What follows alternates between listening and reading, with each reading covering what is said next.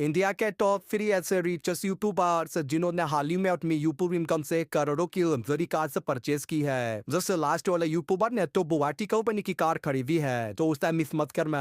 जो सबसे first YouTuber आते हैं द यूके 07 राइडर, जिनके पास ऑलरेडी काफी सारी कार्स है, बट रिसेंटली इन्होंने एक व्हाइट कलर की पंजाब वॉचिंग और अंदर परचेज की है, जिसकी प्राइस एक 44 लाख रुपए। वही ऐसी फैशन यूट्यूबर आते हैं क्रेजियर फ्लाइजेड, जिन्होंने अपने यूट्यूब पर 30 मिलियन सब्सक्राइबर्स कंप्लीट हो जाने की खुशी से हाल ही में brand new land rover defender purchase की है, जिसकी प्राइस लगती है अराउंड 8 करोड़ से। फाइनली नाश यूट्यूबर आते हैं अंगलात द्विवेदी, जिनके पास अभी अनुसी यादव से भी महंगे कार्स है। वैसे इन्होंने रिसेंटली परचेज की है लैम्बोर्गिनी उरूस, जिसकी प्राइस है 4 करोड़ 18 लाख रुपए।